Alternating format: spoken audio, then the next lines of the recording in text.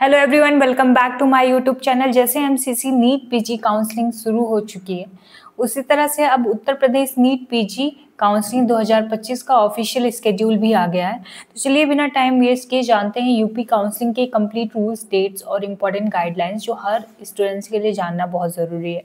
सबसे पहले बात करते हैं यूपी नीट पीजी 2025 स्केड्यूल की।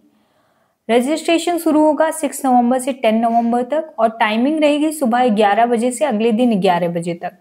रजिस्ट्रेशन फीस और सिक्योरिटी डिपॉजिट दोनों को आप 6 से 10 तारीख के बीच जमा कर सकते हैं, लेकिन ध्यान रहे 10 तारीख दोपहर 2 बजे तक फाइनल सबमिशन करना होगा।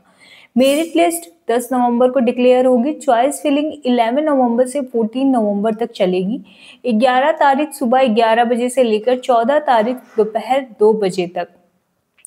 रिजल्ट 17 नवंबर को आएगा। एडमिशन रिपोर्टिंग होगी 18 से 22 नवंबर तक। इस दौरान अलॉटमेंट लेटर लेकर आपको असाइंड नोडल सेंटर पर डॉक्यूमेंट वेरिफिकेशन और फीस सबमिशन करना होगा। अब जानते हैं process step by step. Registration detail plus fees plus security deposit, merit list declaration, choice filling, locking. UP में ऑटो लॉक नहीं होता है, मैनुअल लॉक जरूरी है। Result declaration, allotment letter, admission at nodal centre.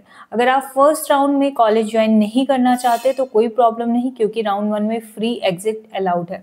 लेकिन राउंड 2 या round 3 में अगर कॉलेज मिला है और आपने ज्वाइन नहीं किया तो आपको सिक्योरिटी फी फॉरफिट हो जाएगी। अब एलिजिबिलिटी की बात करते हैं। जो स्टूडेंट्स ने एमबीबीएस या बीडीएस यूपी की गवर्नमेंट या प्राइवेट मेडिकल कॉलेजेस में किया है, वो गवर्नमेंट कोटा और प्राइवेट कोटा दोनों के लिए एलिजिबल हैं।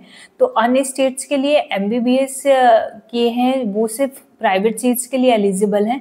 और अगर आपने एमबीबीएस किया है एएमयू, बीएचयू, एआईआईएमएस, रायबरेली या एम्स गोरखपुर से, तो आप भी गवर्नमेंट कोटा के लिए एलिजिबल नहीं है, सिर्फ प्राइवेट में जा सकते हैं। एफएमजीई वाले स्टूडेंट्स, अगर आपने स्क्रीनिंग टेस्ट क्लियर कर लिया है तो आप भी काउंसलिंग के लिए एलिजिबल हैं। अब बात करते हैं रजिस्ट्रेशन और सिक्योरिटी फीस की।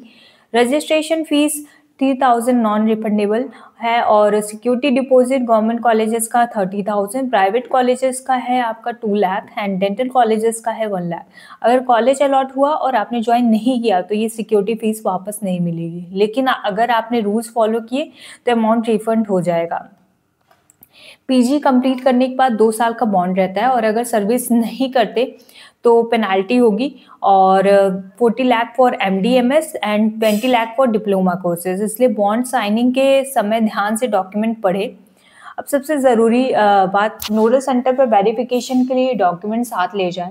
Allotment letter, NEET PG admit card and score card, MBBS degree and internship certificate, 10th 12th marksheet, permanent provisional registration MCI और स्टेट काउंसिल, रिजर्वेशन सर्टिफिकेट अगर एप्लीकेबल हो, आईडी प्रूफ और passport size photos. तो बातें ध्यान में रखें। अगर आप राउंड 3 में अलॉटमेंट के बाद कॉलेज ज्वाइन नहीं करते तो ना सिर्फ फी आ जाएगी बल्कि यूपी नीट 2026 काउंसलिंग से भी बाहर कर दिए जाएंगे। लॉकिंग जरूर करें, नहीं करेंगे तो रिजल्ट जनरेट नहीं होगा।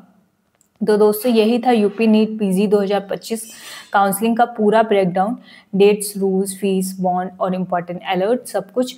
अगर आपको पर्सनलाइज्ड काउंसलिंग या गाइडेंस चाहिए तो नीचे दिए व्हाट्सएप नंबर हमें कांटेक्ट कर सकते हैं आप, आइदर व्हाट्सएप और कॉल के ज़रिए हम आपकी पूरी हेल्प करेंगे एडमिशन और काउंसलिंग में। तो फिलहाल आपको वीडियो हेल्पफुल लगा हो तो don't forget to like, share and subscribe. मिलते हैं नेक्स्ट वीडियो में।